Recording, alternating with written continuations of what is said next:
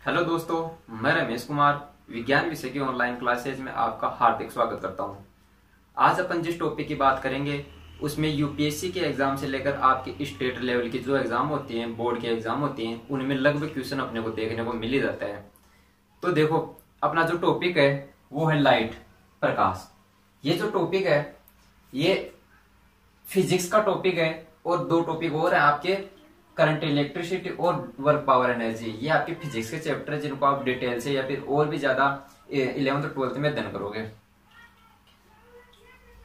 जो विज्ञान सब्जेक्ट है, बहुत से लोगों का, बहुत से स्टूडेंट का ये मानना होता है कि ये हार्ड है, सब्जेक्ट हार्ड पड़ता है। तो देखो, मैं सबसे पहले ये क्लियर करना चाहता हूँ कि ये सब्जेक्ट हार्ड नहीं है। ये पढ़ने का तरीका और इसके प्रति जो नजरिया है वो आपका अलग है, चेंज है। तो इस सब्जेक्ट को सबसे पहले समझने के लिए अपने कंसेप्ट क्लियर करने होंगे। करने को शॉर्ट ट्रिक और इसके शॉर्ट मेथड उनसे पढ़ोगे आप तो वो याद आपको शॉर्ट टाइम तक याद रहेगा। जबकि आप इस सब्जेक्ट को, इसकी बात कर लो चाहे से आप मैथ की बात कर लो, दोनों ही सब्जेक्ट ऐसे हैं जब तक इनके कंसेप्ट क्लियर नहीं होंगे तब तक ये पूरे अच्छी तरीके से अपने को समझ में नहीं आएंगे, अपने को याद नहीं रहेंगे। जबकि अपन शॉर्ट मेथड या फिर शॉर्ट ट्रिक से पढ़ेंगे तो वो सिर्फ उतना ही अपने को लिमिटेड याद रहेगा और कुछ टाइम के लिए याद रहेगा। जबकि यदि अपने बेसिक क्लियर कर लिए, इसके कंसेप्ट क्लियर कर लिए तो ये अपने को परमानेंटली याद रह जाएगा और कैसा भी अपने पास क्वेश्चन आए तो अपन उसको कर सकते हैं। इस टॉपिक को आप बोर्ड के हिसाब से ना पढ़कर आगे जो भी एग्जाम होगी, मैंने बताया कि जो भी कंपटीशन के एग्जाम होते हैं उनमें क्वेश्चन मिलता है, तो इसको अपने को लंबे समय के लिए पढ़ना है, लंबे समय को याद रखने के लिए पढ़ना है।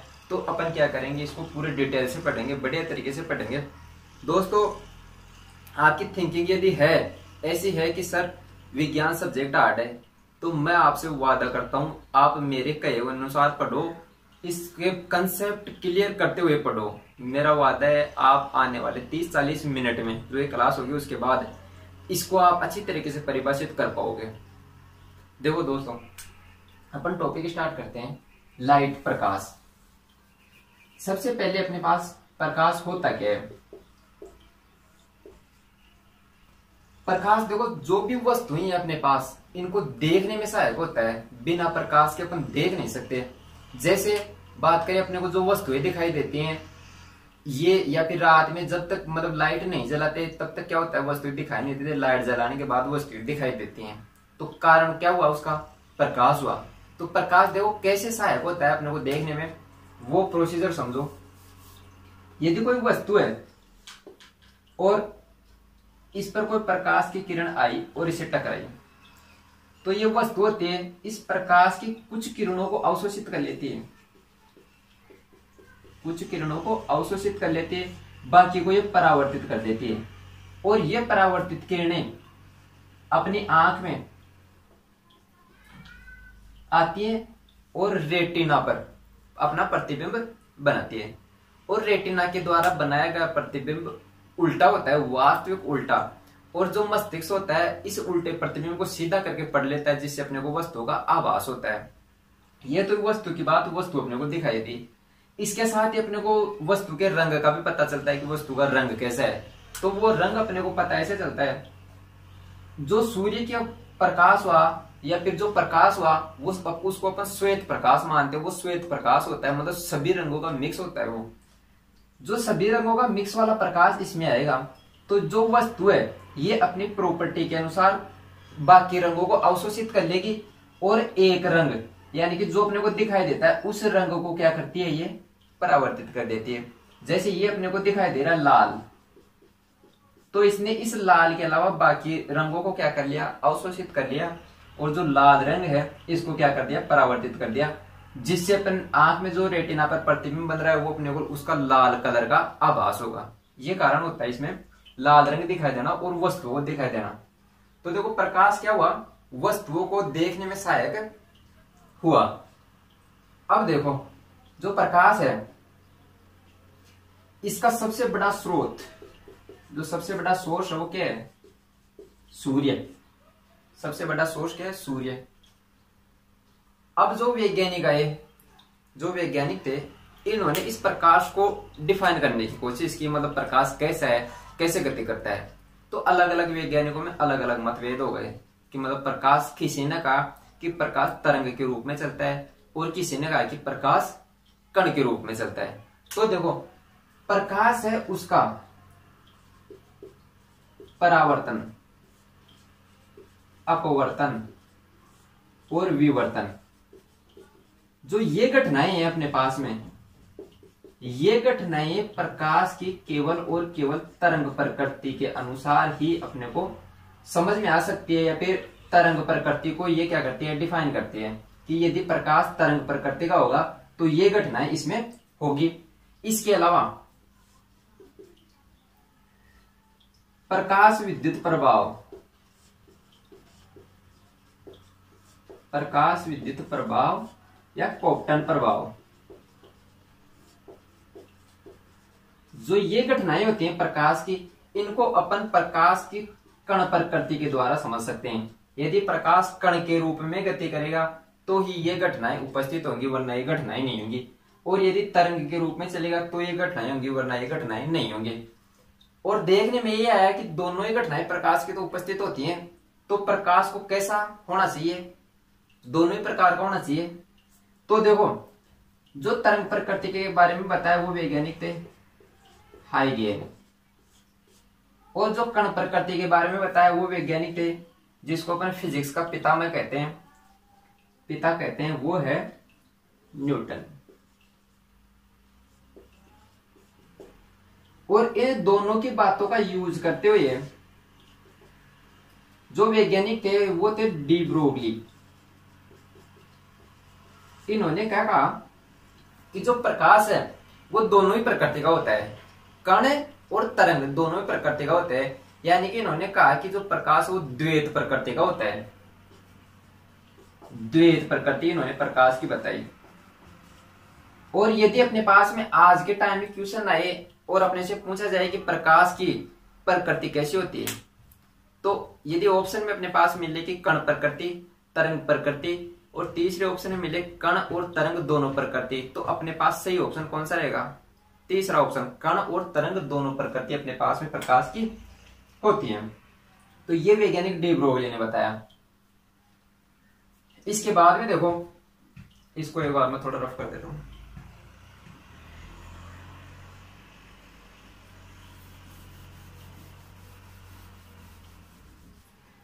तो दोस्तों जो डी ब्रोगली है इन्होंने प्रकाश की कैसी प्रकृति बताई, द्वैत प्रकृति, यानी कण और तरंग दोनों प्रकृति प्रकाश की बताई। जो कण होते हैं इनको अपन ऊर्जा के पैकेट कह सकते हैं, ऊर्जा के पैकेट या फिर बंडल कह सकते हैं। कि यानी जो प्रकाश होता है वो ऊर्जा के पैकेट, छोटे छोटे बंडलों के रूप में गति करता है। और तरंग में कह सकते हैं कि प्रकाश एक तरंग के रूप में गति करता है। तरंग आपने देखी है जिसमें विक्षोभ यानी श्रृंग और ग्रथ, जिसमें लैम्डा अपने पास में होता है, इस प्रकार से गति करता है। तो ये वाली तरंग हो गई, और कण ऊर्जा के पैकेट के रूप में हो गया। तो डी ब्रोगली ने यह बताया। इसके साथ ही अपन बात करें कि इसकी चाल कितनी होती है, प्रकाश की चाल कितनी होती है, तो वो होते 3 × 10⁸ मीटर प्रति सेकेंड। दोस्तों ये प्रकाश की चाल होती है। यदि इसको अपन ध्वनि की चाल से कंपेयर करें तो जो ध्वनि की चाल होती है वो अपने पास में होती है 332 मीटर प्रति सेकेंड। आप इसे कंपेयर कर सकते हो कि ये इससे कितने ज्यादा है। ये 10⁸ में है, तो देखो ये इससे कितनी बड़ी संख्या हुई। ये सिर्फ 3 डिजिट का है और ये 8 डिजिट ये हो गए और 1 डिजिट ये हो गया। इतने गुना ज्यादा प्रकाश की चाल होती है। यही कारण होता है कि यदि देखो आपने कई उत्सव में देखा हो या फिर अपने दीपावली के पर्व पर देखा हो, जो रॉकेट छोड़ा जाता है यदि वो जलता है तो उसको जलने के बाद अपने को दिखाई पहले दे जाता है कि वो जल गया, जबकि उसके कुछ समय बाद अपने पास आवाज आती है कि वो अब जल रहा है। कारण क्या होता है, जो प्रकाश की लाइट है वो जल्दी अपनी आंखों तक पहुंच जाती है, और जो ध्वनि की चाल है वो धीरे होने के कारण क्या होता है अपने पास में बाद में सुनाई देती है। तो ये इसके चाल के कारण होती है।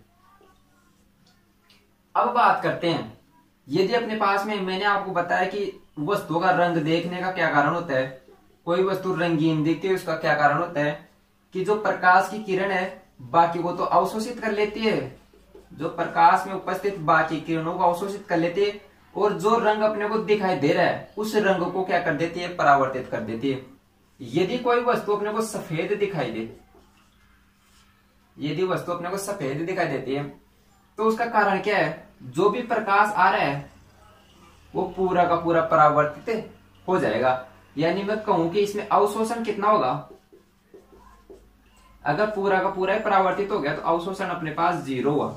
इस कंडीशन में अपने को जो वस्तुएं दिखाई देती हैं वो सफेद कलर की दिखाई देती हैं।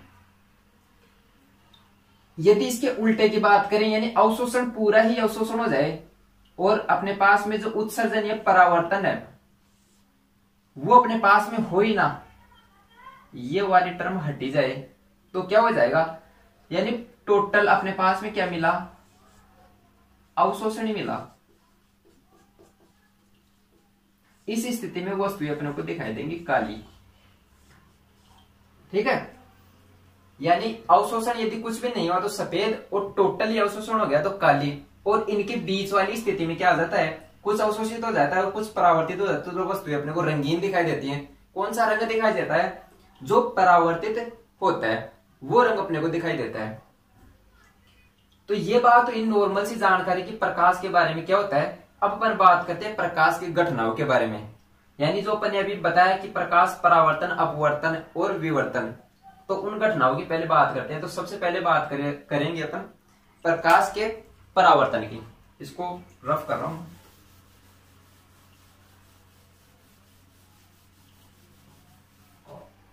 प्रकाश का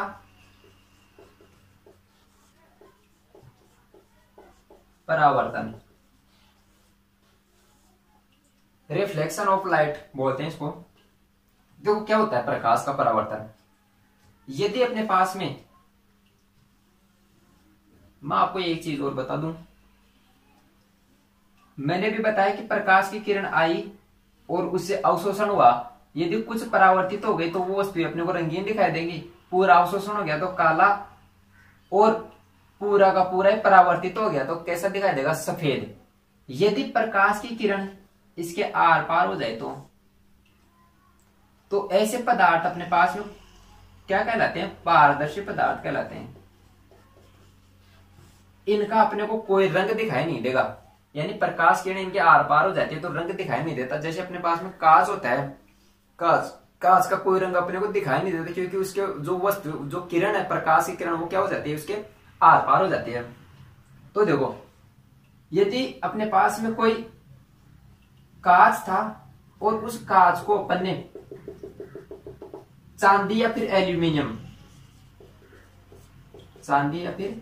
एल्यूमिनियम, इसकी परत से लेपित कर दिया अपन ने, तो क्या हो जाएगा, ये एक दर्पण का रूप ले लेगा। यानी अपने पास में एक दर्पण है और उस दर्पण पर कोई प्रकाश की किरण आती है, प्रकाश की किरण आई, इस दर्पण से टकराई और इस माध्यम में वापस चली गई।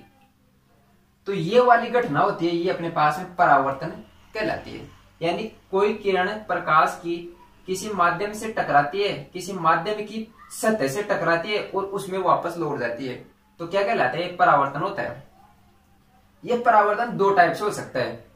कैसे, देखो, एक तो जो अपने पास में दर्पण है वो एकदम प्लेन हो, एकदम समतल हो, चिकना सतह हो, जिसको चिकनी सतह पर कह सकते हैं। एक हो अपने पास में खुरदरी सतह, ऐसी सतह हो अपने पास में। इस वाली कंडीशन में तो क्या होता है, जो भी प्रकाश की किरण आती है वो ऐसे जाती है, ठीक है, एक निश्चित दिशा में जाती है। प्रकाश की किरण, आने वाली प्रकाश की सभी किरणें परावर्तन के पश्चात एक निश्चित दिशा में चली जाए, तो ये तो होता है नियमित परावर्तन।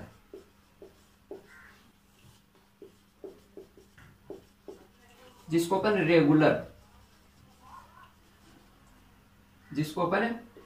रेगुलर रिफ्लेक्शन कहते हैं। यदि अपने पास में सतह वो खुरदरी, ये खुरदरी सतह, ये भी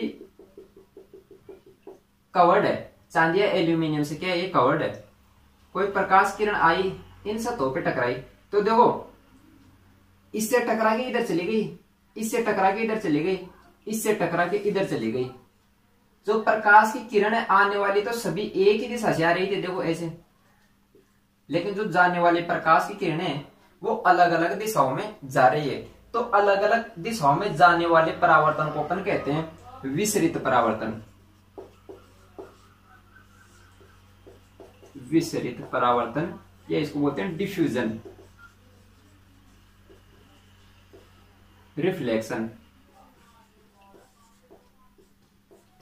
तो अपने पास में जो परावर्तन मिला वो दो प्रकार का मिला, नियमित और विसरित। देखो इस वाले के उदाहरण की बात करूं मैं, तो अपने पास में जो दर्पण होता है जिसमें अपन चेहरा देखते हैं, तो आपने कभी ट्राई किया वो सूर्य का आने वाला प्रकाश है उसके सामने यदि रखो और उसको थोड़ा सा घुमाओ, तो जो आने वाला प्रकाश है वो एक निश्चित दिशा में जाकर उस प्रकाश को इकट्ठा कर लेता है। जबकि यदि अपन बात करें किसी सतह पर, जैसे कोई खुरदरी सतह है या फिर कहीं पानी भरा हुआ है या दीवार है, उस सतह पर प्रकाश आता है, टकराता है, तो टकराने के बाद क्या होता है, चारों तरफ बिखर जाता है। जैसे अपने रूम की खिड़की में आया कोई प्रकाश, तो वो प्रकाश क्या करता है, अपने पूरे कमरे में रोशनी हो जाती है, पूरा कमरा अपने को दिखने लग जाता है, उसमें जो वस्तुएं वो दिखने लग जाती हैं। तो वो वस्तुएं किस कारण दिखती है, इस विसरित परावर्तन के कारण दिखती हैं। और जो पहले वाला एग्जाम्पल जो ग्लास वाला था, कांच वाला, दर्पण वाला, एक निश्चित दिशा में ही दिखाई देती है, वो किसका उदाहरण हुआ, नियमित परावर्तन हुआ। ठीक है, तो ये दो प्रकार का परावर्तन हुआ। अब परावर्तन के कुछ नियम है, वो चीज आप देखो। तो देखो दोस्तों, सबसे पहले ये अपने पास में कोई परावर्तक सतह है, इसको बोलते हैं परावर्तक सतह। इसको ऐसे शो करते हैं, देखो इसका मतलब होता है ये इधर से किसी मतलब जो चांदी या फिर एल्यूमिनियम उससे लेपित है, जिसकी वजह से क्या होता है वो किरणें उसी माध्यम में वापस लौट जाती है, यानी अपने पास में दर्पण बन जाता है ये। तो ये है परावर्तक सतह। इसमें कोई प्रकाश की किरण आती है ऐसे और ऐसे वो जा रही है, तो जो आने वाली प्रकाश की किरण है इसको अपन बोलते हैं आपतित किरण, या फिर इसको बोलते हैं इंसिडेंट रे। और ये है अपने पास में परावर्तित किरण, जिसको अपन बोलते हैं रिफ्लेक्टेड रे।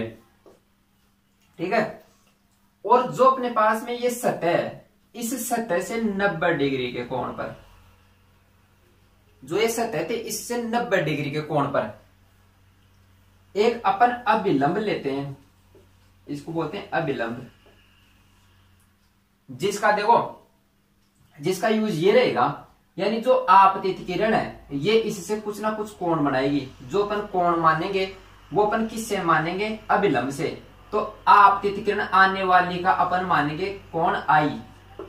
आई क्या हो जाएगा, आपतित कोण या फिर आपतन कोण। इसको अपन आर से डिनोट करेंगे, ये भी अभिलंब से ही मापेंगे, इसको अपन आर से लिखेंगे, इसको कहेंगे रिफ्लेक्टेड एंगल या फिर परावर्तित कोण।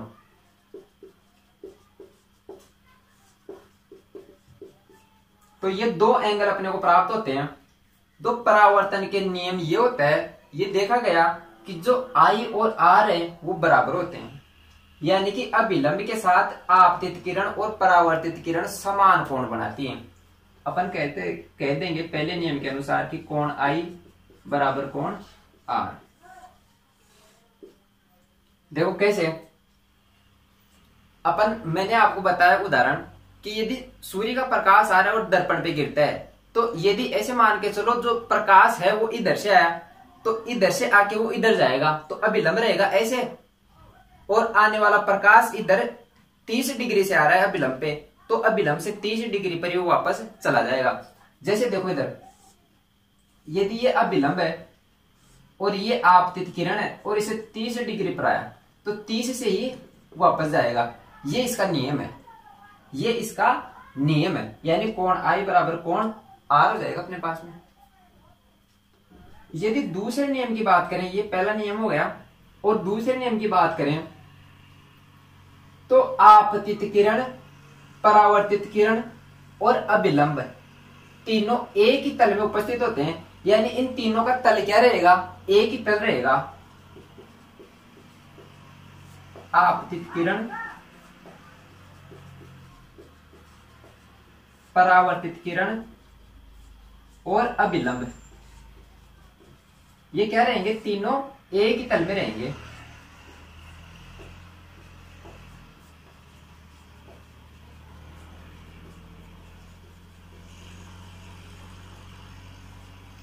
तो दोस्तों ये अपने पास में जो परावर्तन है उस परावर्तन के नियम होते हैं। इसको दोबारा से समझ लो एक बार। यदि किसी समतल पे कोई प्रकाश की किरण आपतित होती है और आपतित होने के बाद में परावर्तित हो जाती है, तो जो ये किरण होती है ये अभिलंब से हमेशा बराबर कोण बनाएगी। कौन कौन सी, आपतित किरण और परावर्तित किरण, जिसको अपन पहला नियम बोलेंगे, परावर्तन का पहला नियम कहते हैं। यानी कोण आई बराबर कोण आर अपन कह देंगे। आई किसको डिनोट कर रहा है, आई कर रहा है आपतन कोण को और आर परावर्तित कोण को। और दूसरा नियम की बात करें तो दूसरा नियम आपतित किरण, अभिलंब और परावर्तित किरण, ये तीनों अपने को एक ही तल में मिलते हैं। ये अपने पास में दूसरा नियम हो गया इसका। तो ये दो नियम अपने को ध्यान में रखने हैं। इसका यूज जब अपन क्वेश्चन करेंगे तब इसका यूज अपने पास होएगा। उससे अपने को पता चल जाएगा, यदि एक कोण दे देगा दूसरा पता चल जाएगा, या फिर अपने को कोई सा भी एक कोण दे दे कि सतह से इतना कोण बना रहा है, तो अपन इसको 90 में से हटा के, क्योंकि ये अभिलंब का अपने को पता होना चाहिए, अभिलंब कितने का 90 डिग्री कोण बनाता है, तो अपन ट्रिग्नोमेट्री का यूज करके इसको पूरे को सोल्व कर सकते हैं। तो ये चीज अपने को पता होनी चाहिए। अब बात करते हैं अपन समतल दर्पण की। समतल दर्पण क्या होता है?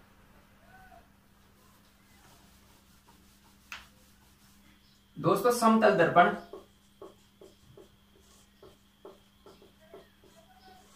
अपने पास में एकदम,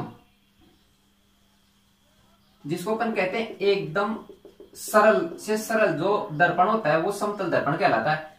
ये पूरा का पूरा एक ही तल में स्थित होता है, ठीक है। और समतल दर्पण की खास बात ये होती है कि इसमें बनने वाला प्रतिबिंब, यदि ये अपने पास में कोई वस्तु है, ये कोई वस्तु है, तो ये इसका जो प्रतिबिंब बनता है ये अपने पास में कैसा बनता है, आभासी। जो अपन घर पे दर्पण काम में लेते हैं वो समतल दर्पण का ही भाग होता है। जो चेहरा देखने के लिए काम में लेते हैं वो समतल दर्पण का भाग होता है। उसका प्रतिबिंब होता है वो आभासी होता है। क्या कभी वास्तविक होता है क्या कि अपन बाहर खड़े हैं और वही सजीव अंदर भी खड़ा है? ऐसा नहीं होता। वो सिर्फ आभास होता है, अपने को आभासी प्रवृत्ति का होता है। और दूसरी चीज, जितनी डिस्टेंस पे अपन उससे खड़े होते हैं उतनी ही डिस्टेंस पर वो रहता है, यानी दूरी क्या होती है, बराबर होती है। पहली चीज तो प्रतिबिंब, और दूसरी जितनी, जैसे मान लो ये इस दर्पण से 10 मीटर की दूरी पर है, तो ये भी प्रतिबिंब भी कितनी पे रहेगा, 10 मीटर पे।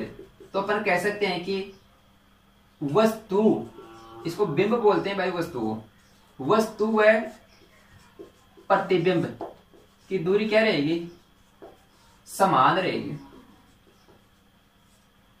प्रतिबिंब और वस्तु की दूरी क्या रहेगी, समान रहेगी। इसकी तीसरी बात सबसे इंपॉर्टेंट ये रहती है पार्श्व परिवर्तन। पार्श्व परिवर्तन, ये देखो क्या होता है।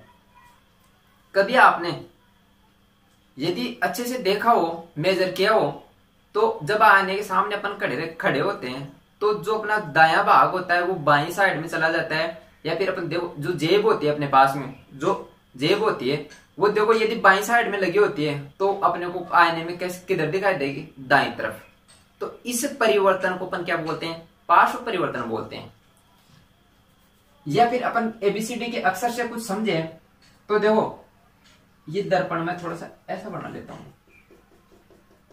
यदि अपने पास में पी है, एबीसीडी वाला पी बना हुआ है, तो ये अपने को दिखाई कैसा देगा, क्यू, ऐसा अपने को दिखाई देगा। यानी इसका जो दायां भाग था वो किधर चला गया, बाईं तरफ, दायां बाईं में कन्वर्ट हो जाता है। इसको बोलते हैं अपन पार्श्व परिवर्तन। बोला सर इसमें नहीं होगा क्या, ये दूसरा क्यों बनाया? अरे इसमें भी होगा। इसमें ऐसा होगा, यदि देखो कोई आदमी खड़ा है, तो वो कैसा दिखाई देता है?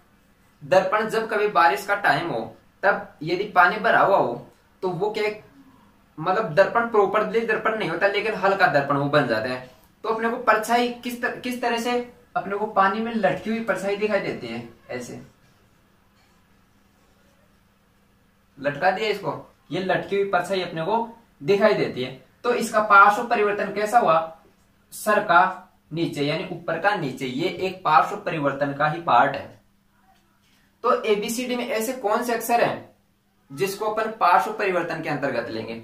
ये वाली कंडीशन अपने कंसिडर नहीं की जाती, ये वाली कंसिडर दर्पण को ऐसे माना जाता है। तो इसमें देखो, यदि अपन बात करें इसको समझने के लिए, तो अल्फाबेट के कौन कौन से अक्षर हैं जो पार्श्व परिवर्तित होते हैं, या फिर मैं कह दूं कि नहीं होते हैं। आप नहीं वाला काउंट कर लो, बाकी होने वाले बच जाएंगे। अल्फाबेट में कौन कौन से होते हैं? सोचो, खुद सोचो।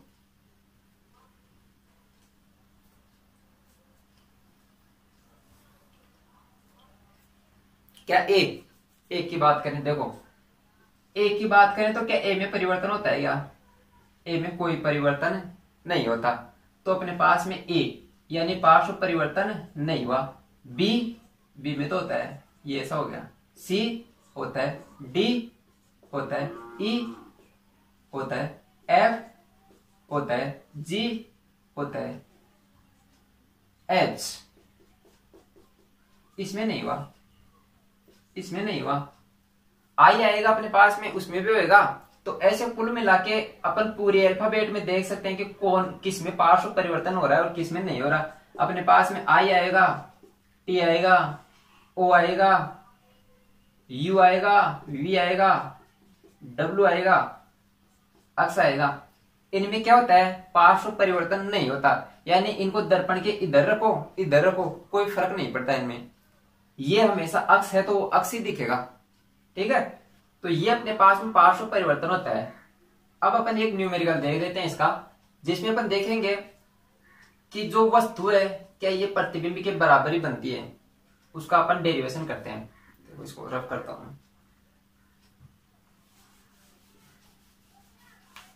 तो देखो, ये अपने को सिद्ध करना है कि जो दर्पण है, इस दर्पण से जो वस्तु है, ये वस्तु और जो ये प्रतिबिंब है, ये आपस में बराबर दूरी पर होते हैं, समान दूरी पर होते हैं। तो इसको सिद्ध करना है, ये डेरिवेशन है अपने पास में। तो देखो, जो वस्तु होते हैं उससे कोई प्रकाश की किरण चलेगी, एक ये चली और एक ये चली। ये अभिलंब रहा इसका और ये अभिलंब रहा इसका। ये अभिलंब से टकराने के पश्चात या फिर अभिलंब से परावर्तक सतह से इस प्रकार से गति करेगी, यानी उसी माध्यम में गति कर जाएगी। ये अपने पास में एक समतल दर्पण था, इसको अपन ऐसे शो करते हैं। ये देखो परावर्तन हो गया इन दोनों किरणों का, ये इधर चली गई। यदि अपन इनको पीछे की तरफ बढ़ाएं, यदि अपन इनको पीछे की तरफ बढ़ाएं,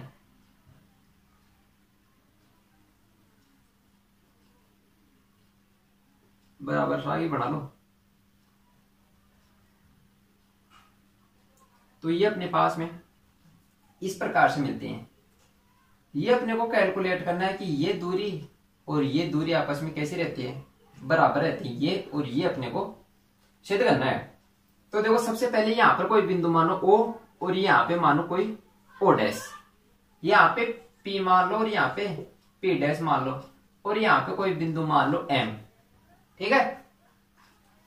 सबसे पहले अपन लेते हैं, देखो ये त्रिभुज लो P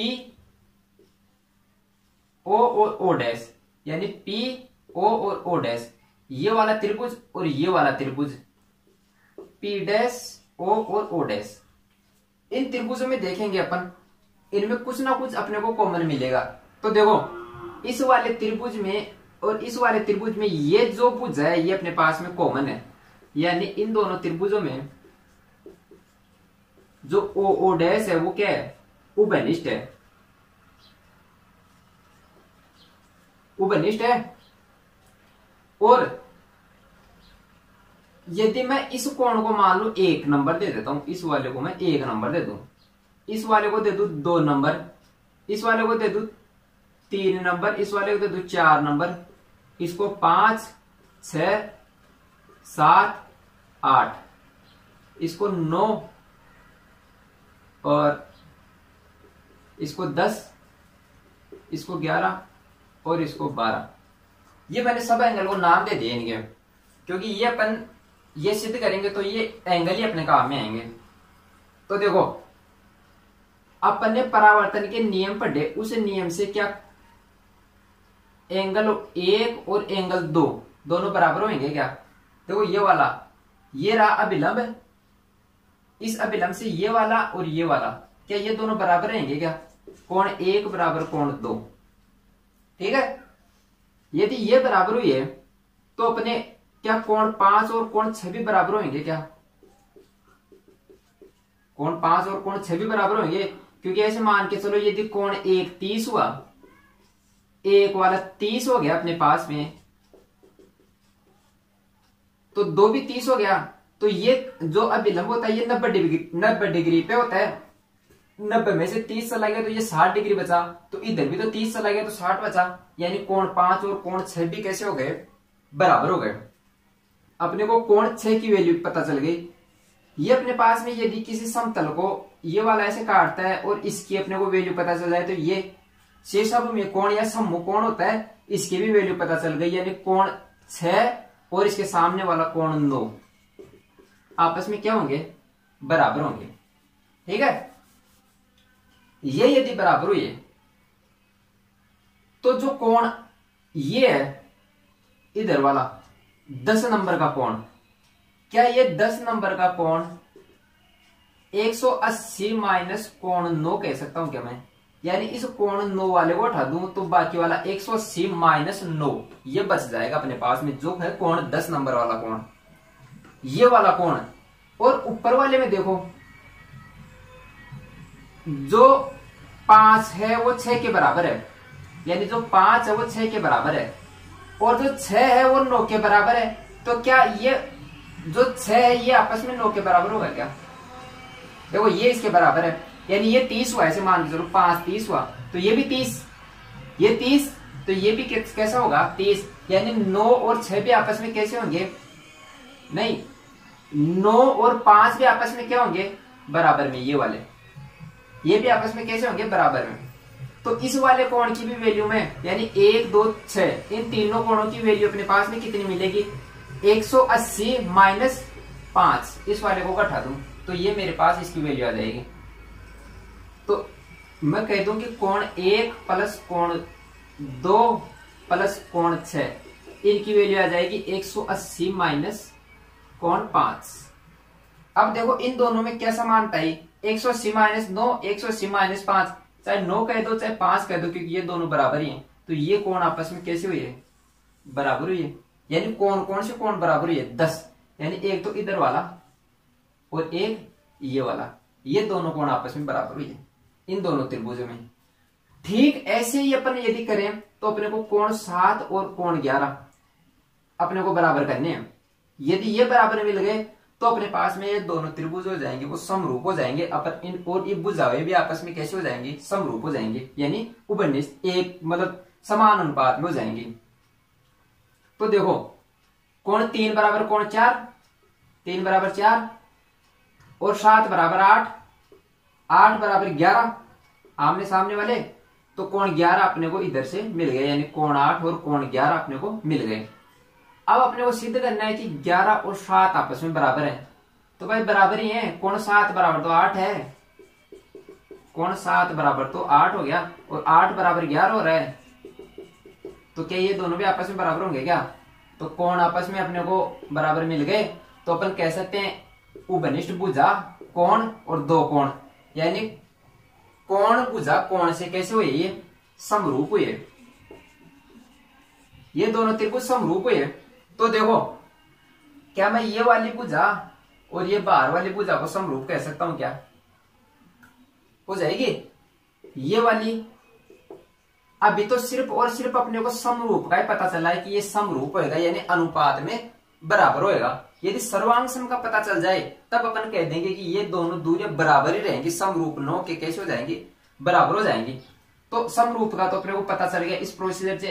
यदि अपन बात करें इस वाले त्रिभुज की, यानी P,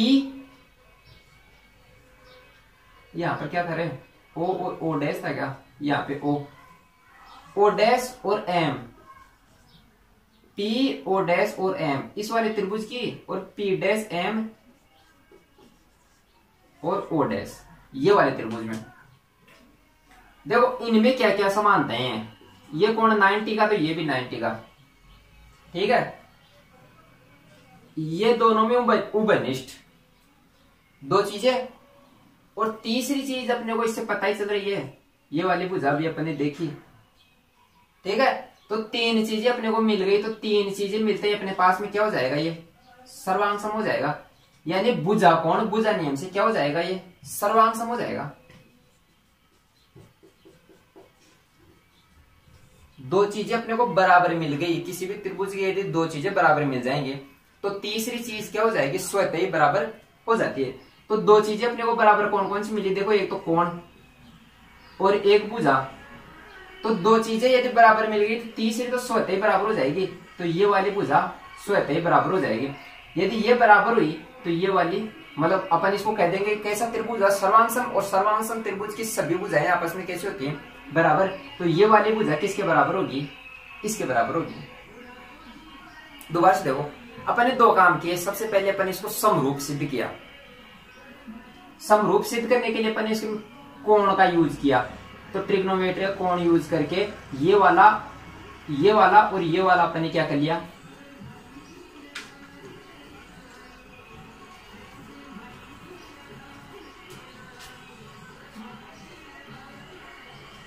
यानी कोण ये और ये कोण अपन ने कैसा कर लिया, बराबर सिद्ध कर लिया। और कोण ये और कोण ये अपन ने कैसा सिद्ध कर लिया, बराबर कर लिया। तो अपन ने कह दिया कि त्रिभुज ये और त्रिभुज ये समरूप अपने पास आ गए। दूसरे वाले में अपन ने यदि सर्वांग सम सिद्ध कर लें इस त्रिभुज को, जो दूसरा वाला त्रिभुज उसको सर्वांग सम सिद्ध कर लें, तब अपन भुजाओं को बराबर कह देंगे। तो इसमें क्या हुआ, ये वाला और ये वाला त्रिभुज अपन ने लिया P M और O dash, P dash M और O डैश ये वाला लिया। इसमें अपने को ये कोण तो 90 डिग्री का, भाई समतल से अभिलंब कितने पे, 90 डिग्री पे, दोनों पे एक तो ये कोण मिल गया 90 डिग्री का। दूसरी चीज ये भुजाएं दोनों में उभयनिष्ठ, तो दो चीजें अपने को बराबर मिल गई, तो तीसरी अपने आप ही स्वतः ही कैसे हो जाएगी, बराबर हो जाएगी। और ये आपस में बराबर हो गई, तो ये कैसा हो गया, अपने पास में सर्वांग सम त्रिभुज हो गया। और सर्वांग सम त्रिभुज की सभी भुजाएं क्या होती हैं, बराबर होती हैं। तो ये वाली भुजा इसके बराबर हो गई। क्या यही दूरी थी क्या, प्रतिबिंब नहीं, बिंब यानी वस्तु और दर्पण तथा प्रतिबिंब और दर्पण ये दोनों बराबर होगी, ये सिद्ध करना था अपने को। तो दोस्तों ये बात हुई वस्तु की दर्पण से और प्रतिबिंब की दर्पण से दूरी आपस में बराबर होती है।